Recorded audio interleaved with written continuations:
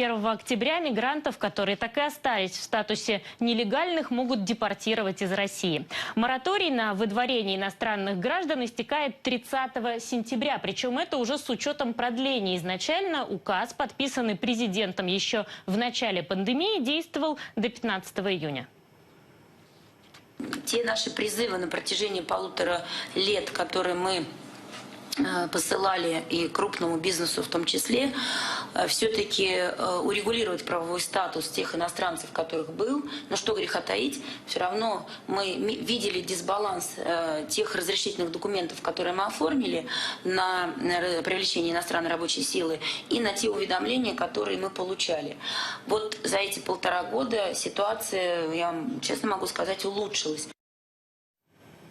По оценкам МВД, в России сейчас около 7 миллионов мигрантов. До пандемии, для сравнения, было примерно 10 миллионов. Свой статус пребывания на территории страны при этом урегулировали чуть более миллиона приезжих. Те, кто не возобновили действие документов о временном пребывании, в том числе визы, теперь не могут рассчитывать на поблажки. Но вот будет ли сразу массовая депортация, пока не ясно.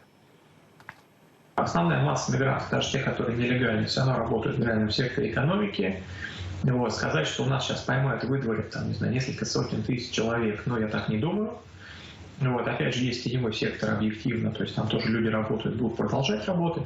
Поэтому нельзя сказать, что вот у нас завтра резко возникнет дефицит. Вопрос в том, что дефицит уже есть. Работодатели говорят о нем последний год. Среди проблемных сфер сельское хозяйство и строительство. Только в Москве, по оценкам мэрии, на стройках не хватает 200 тысяч человек. В основном это позиции, которые традиционно занимают мигранты. От нехватки рабочих рук страдают и другие отрасли. В первую очередь, это сфера обслуживания.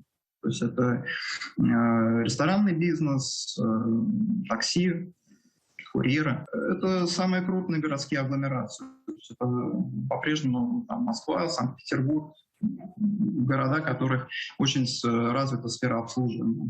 То есть это в первую очередь самые притягательные для иностранной рабочей силы регионы.